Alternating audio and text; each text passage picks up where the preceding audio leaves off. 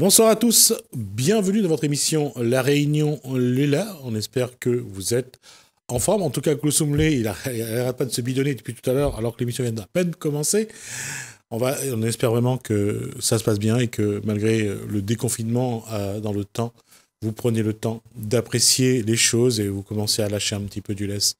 On va nous parler de livres, on va tourner les pages avec Kulsum Lelibou, c'est dans Cosmo Réunionnais.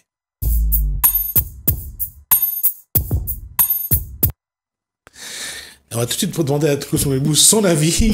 voilà son avis.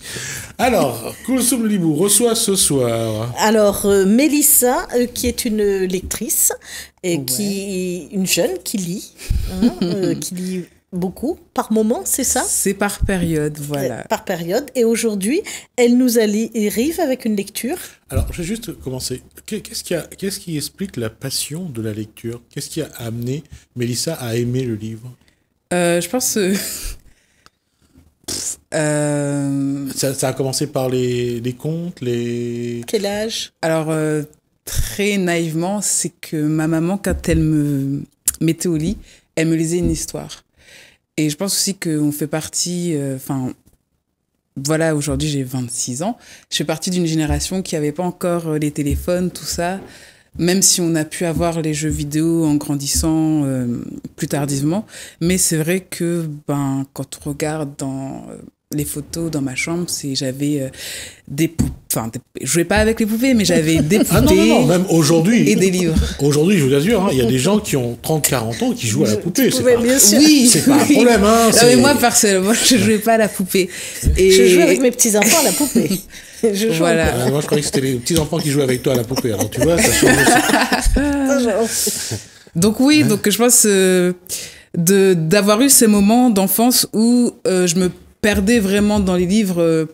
Quand on écoute des gens dire ça à la télé ou à la radio, on se dit c'est pas que c'est pas possible, mais l'enchantement aujourd'hui, il a du mal à refaire surface. Mais moi, j'ai eu ces enchantements-là en lisant des livres plus jeunes, et c'est des moments que, des fois, dans ma vie d'aujourd'hui, j'aime retrouver et que je cherche aussi à comprendre autrement.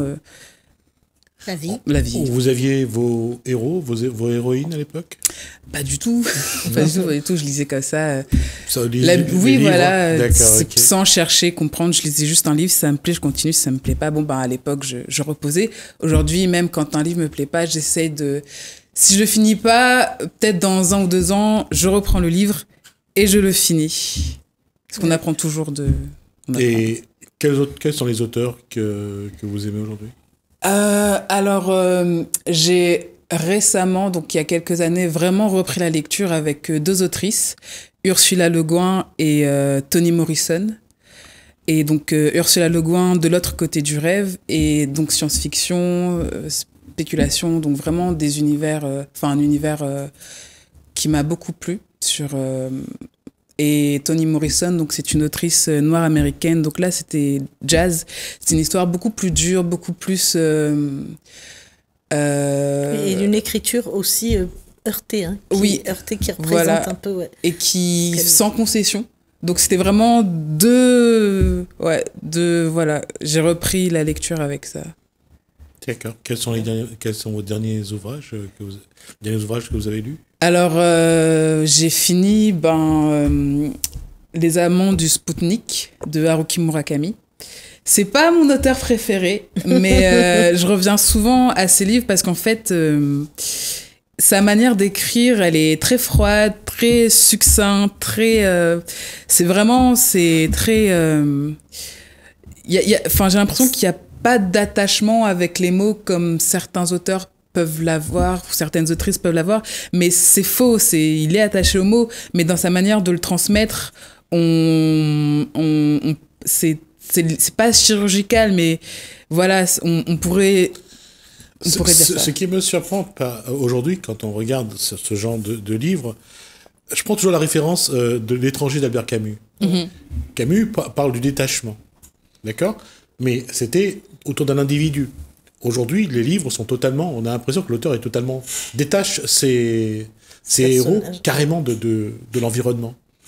Dans quel sens? Dans le sens où l'émotion est moindre, où il y a pratiquement pas d'émotion. Il y a même des fois pas de personnage. Oui, il y a des livres, le personnage principal, on est dans une action, mais on ne sait à peu près rien sur le personnage. On est tout le temps dans l'action, les Sarraute et tout ça. Nathalie Sarraute, quand elle écrit, c'est un peu de ça. On a du mal à saisir cette émotion que nous, on a l'habitude, dans Albert Camus, avec ce personnage qu'on va suivre, qu'on va le suivre, et puis on va avoir ses pensées, quoi. Et même si on regarde les différents... Je reste sur des ouvrages qu'on donne aux jeunes en milieu scolaire. Parce que c'est ça qui... Moi, je donne ça. Gargantua.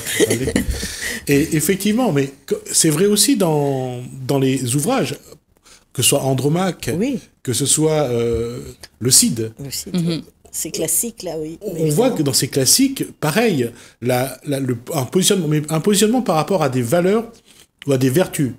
Tandis que là-dedans, je ne crois pas qu'il s'agit de valeurs et de vertus. Alors, je pourrais pas m'exprimer sur son œuvre en entière, mais c'est vrai qu'il a des personnages très sur eux-mêmes, très. Celui-là de personnage, qu'est-ce qu'il fait?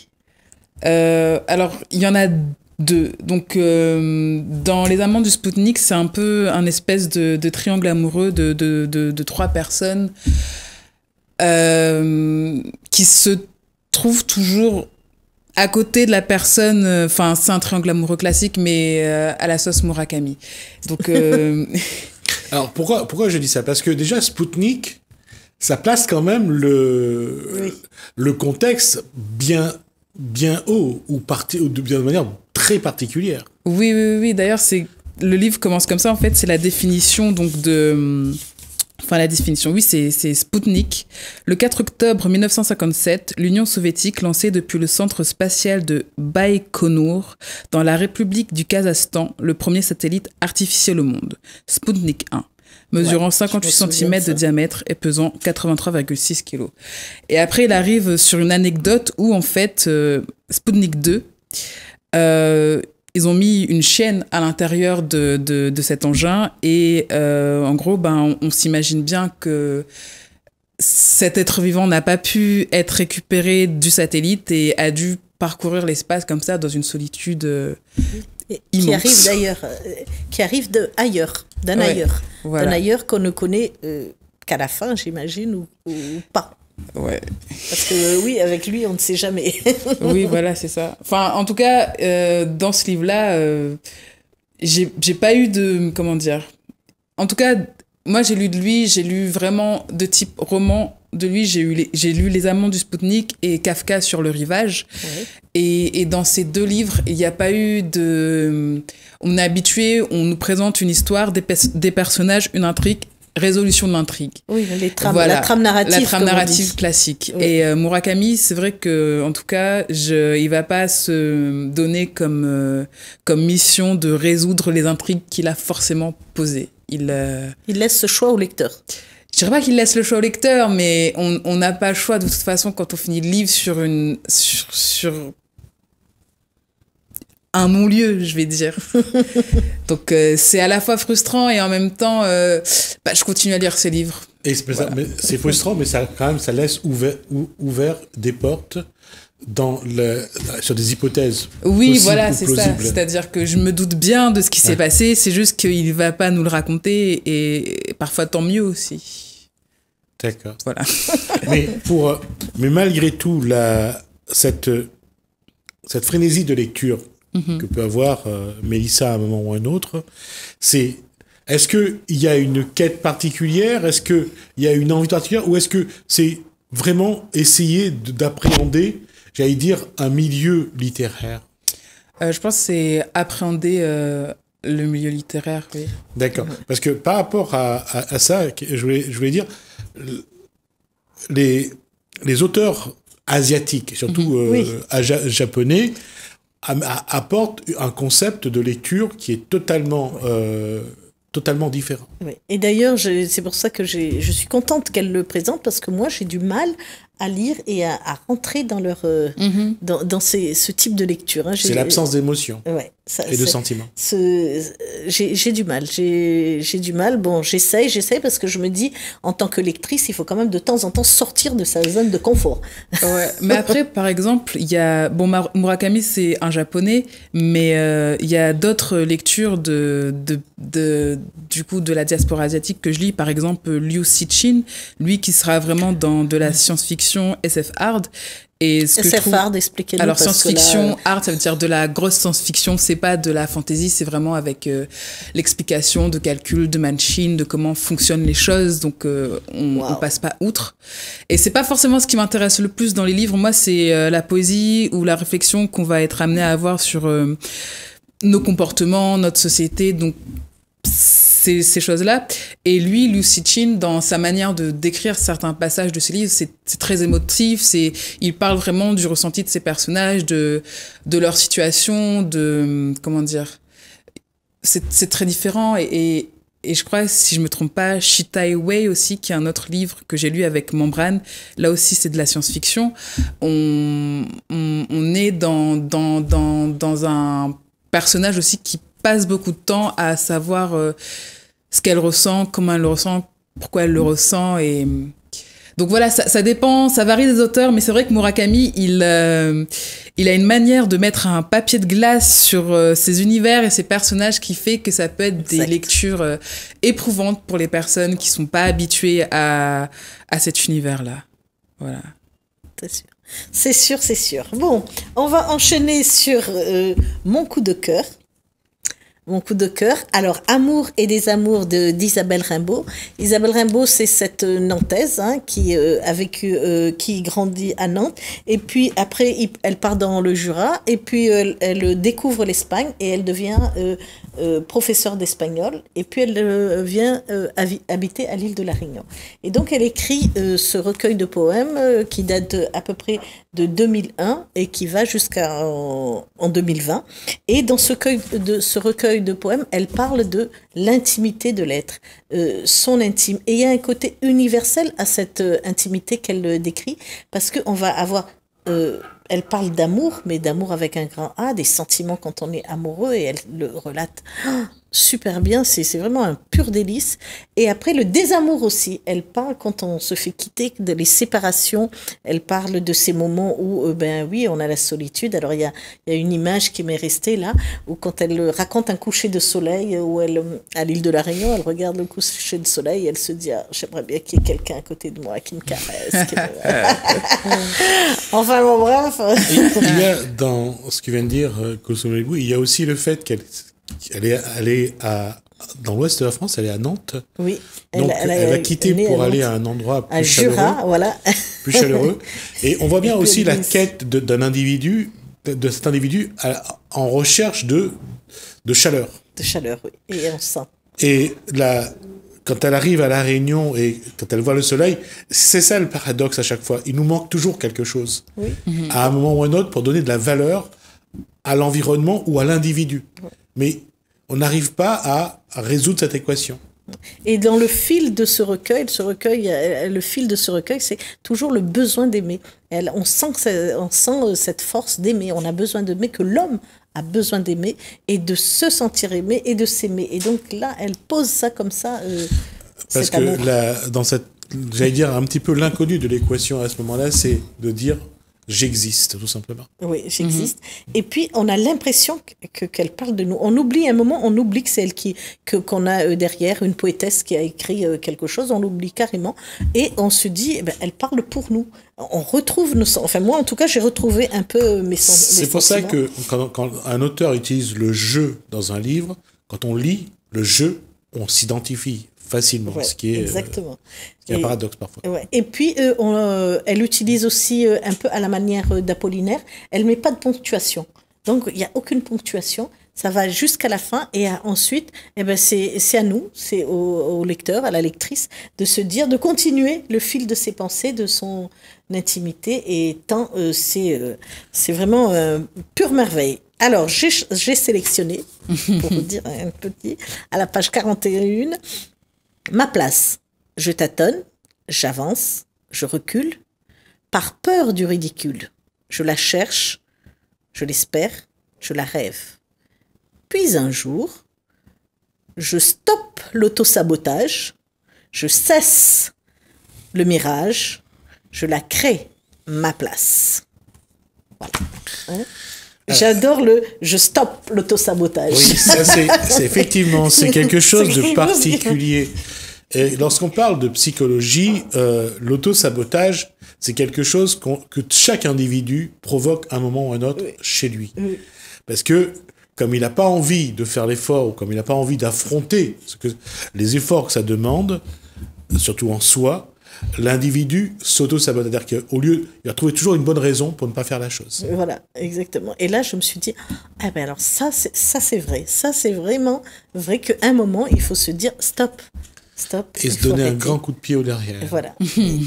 et puis, c'est comme l'espoir de trouver sa place dans cette société, sa place dans sa famille, sa place dans l'amour. Sa place déjà dans son petit environnement. Parce que déjà, je ne sais pas pour vous, mais il y a des moments, même chez soi, on n'est pas, surtout avec ce contexte... On se sent des fois pas à sa place. Avec ce contexte sanitaire, on a envie de fuir chez soi, parce qu'à un moment donné, ça devient désagréable. Ouais.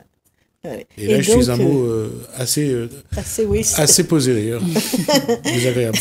Parce que là, franchement, quand à un moment là où elle parle de désamour, où voilà, c'est au moment où le couple, rien ne va plus, tout se sépare et tout, et qu'à un moment il faut prendre la décision, il faut se dire, il faut que je parte, et j'ai besoin de respirer et tout. Et donc on sent cette écriture là, et franchement c'est très beau. Hein. Merci à Isabelle Rimbaud de ce moment, vraiment un vrai coup de cœur pour moi. Et ce genre d'écriture, ça vous parle ou pas? Oui, bien sûr. Après, moi, en ce moment, je cherche des thématiques précises, mais il n'y a pas de... Enfin...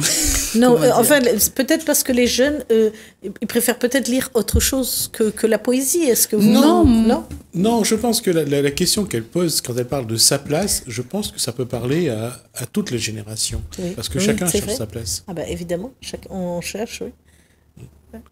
Et quand j'ai ce midi, que des fois en rentrant à la maison, on se demande si on y est vraiment à sa place, eh ben oui, il y a des moments comme ça qui sont de plus en plus nombreux, hein, qui arrivent dans le cours d'une vie, hein, voilà. Alors, Mélissa, le deuxième. Du coup, Murakami. Hein. Et il nous reste 3 minutes. Hein. Oui. Alors, on va pas trop traîner cette fois-ci. Non, mais c'est très simple parce que c'est vraiment... autoportrait de l'auteur en coureur de fond. Et donc là, c'est juste lui en tant qu'auteur et qui parle de sa pratique du sport qu'il pratique, donc la course. Et j'avais trouvé ça intéressant et ça va bien avec son personnage aussi de pratiquer un sport individuel en fait. Et voilà, c'est intéressant. C'est pas un livre c'est assez ennuyeux. C'est pas un livre où vous allez frénétiquement tourner les pages, mais il se lit vraiment. Enfin, moi, je l'ai lu parce que des fois, pour reprendre la lecture, et quelque chose de simple. On n'a pas à se plonger dans des univers trop compliqués, à retenir trop de noms de personnages. Là, on ouvre le livre, on sait que c'est l'auteur qui va dire aujourd'hui, le soleil fait beau, j'ai mangé ceci, j'ai mangé cela, j'ai transpiré, il a fait chaud. Et après, bien sûr, il divague, il va parler de sa pratique de l'écriture, de ses auteurs préférés, de sa musique, de ce que c'est un grand auteur, une grande écrivaine. Et c'est toujours intéressant, mais c'est un peu comme avoir une musique de fond, en fait. Donc, un livre de fond. Voilà. Mais moi, j'ai pensé, en voyant la couverture et puis en lisant un petit peu les quatrièmes de couverture sur ce livre, je pensais à ces Japonais qui nous arrivaient pour le Grand Raid. On avait des équipes japonais ici qui viennent courir, qui viennent faire... et j'ai vu des petites similitudes, leur façon d'être, leur façon de faire de ces équipes. D'ailleurs, j'espère que le Grand Raid se fera et qu'en octobre, on verra d'autres équipes. Normalement, c'est bien parti de coureurs. C'est bien parti. J'espère. Voilà. On arrive dans une minute à la fin de cet échange, juste pour voir dans quelle évolution de lecture se situe Mélissa aujourd'hui. C'est-à-dire Qu'est-ce qu'elle a envie de lire plus tard? Oula, ben là, j'ai acheté beaucoup de livres. Donc, C'est-à-dire, un ou deux alors, titres. j'ai acheté Octavia Butler. Mhm. Voilà, je sais pas si tu connais Kulsum. Non, je n'ai pas encore lu.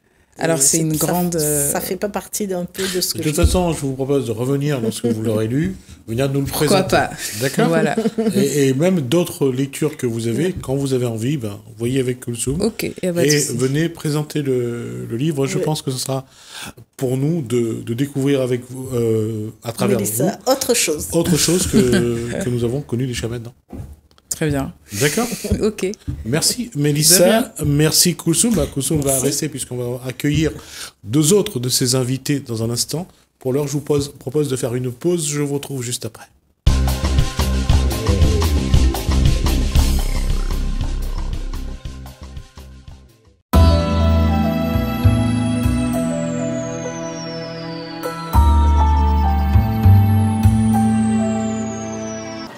Comment vous est arrivé ce lien particulier avec la Vierge Marie?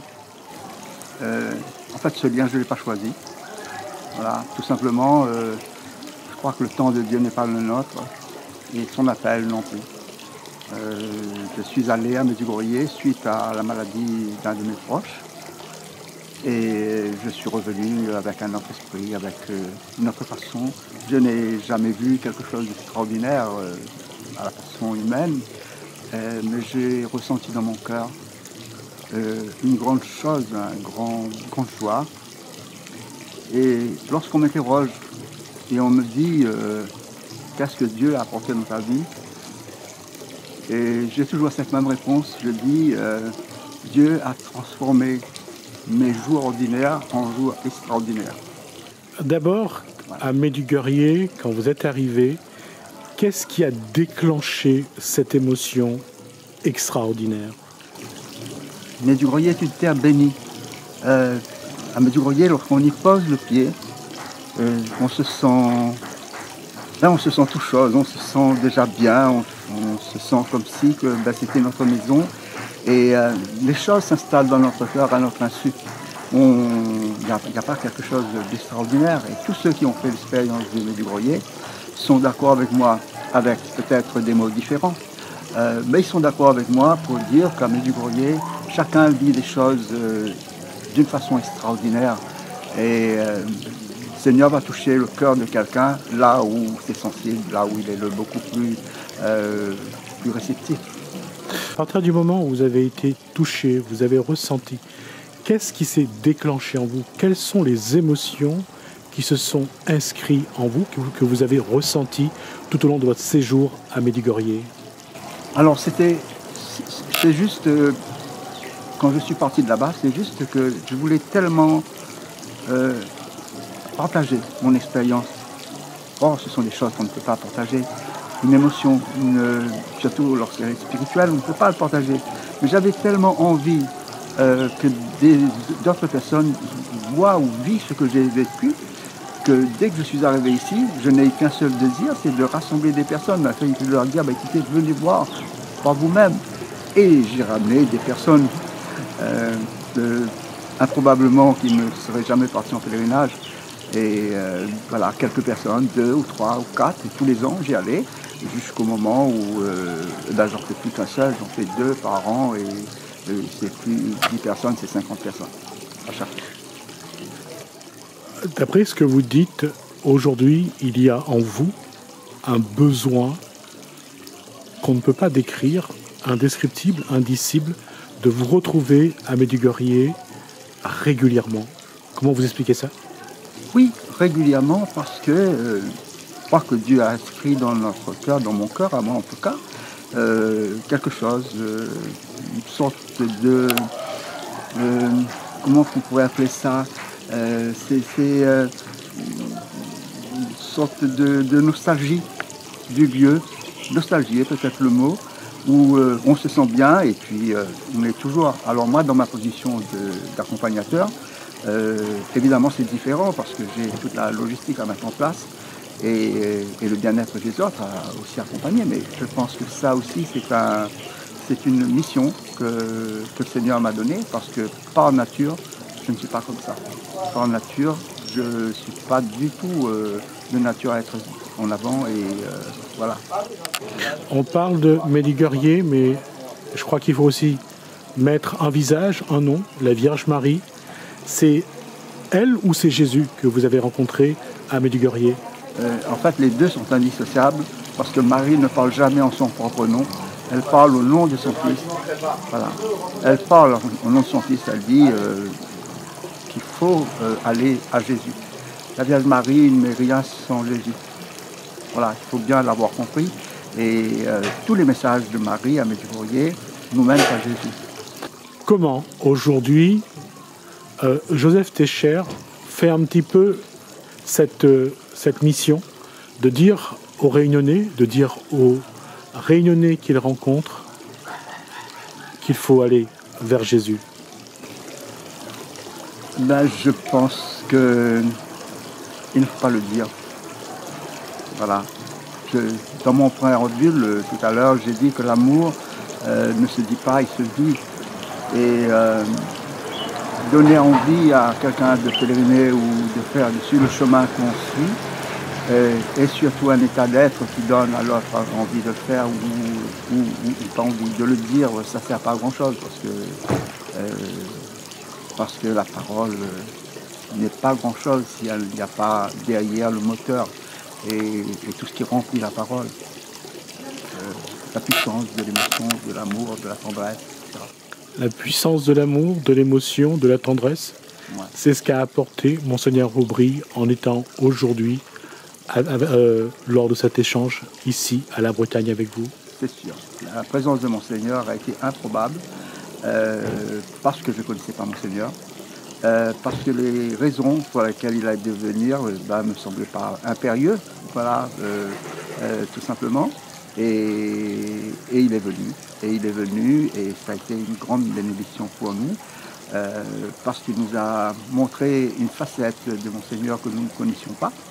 Nous, on connaît Monseigneur, le pasteur des chrétiens, dans sa fonction d'église, mais on ne connaît pas le Monseigneur dans sa fonction d'être ce poète qui vit très intensément sa poésie et voilà, il est passionné de poésie, Monseigneur. Et je pense que c'est un peu pour ça qu'il est venu chez nous cet après-midi. La présence de Monseigneur Aubry chez vous, la construction d'un mausolée en quelques mois dans votre cour, qu'est-ce que Joseph Técher essaye d'inscrire dans sa vie, dans sa cour, dans sa maison, dans son cœur? Qu'est-ce qu'il essaye de dire à lui-même et aux autres? Rien, je pense que je n'essaye pas de me dire quelque chose, je vis l'instant présent et l'instant présent me commande de vivre intensément le moment que le Seigneur nous donne.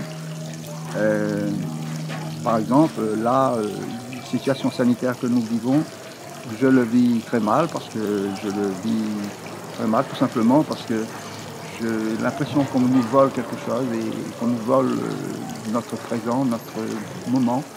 Et c'est douloureux parce que je n'envisage pas de vivre sans relation, sans pouvoir aimer et montrer aux autres qu'on les aime, sans pouvoir partager. Voilà, tout simplement, c'est pas vivre. C'est pas vivre, ça. Qu'est-ce que Joseph Técher a encore à accomplir sur cette terre avant de rejoindre Dieu? Il ne m'appartient pas de le définir. Il ne m'appartient pas à moi de répondre ce que j'aurai à faire. Je ferai tout ce que j'aurai à faire si Dieu me donne encore la possibilité de faire des choses.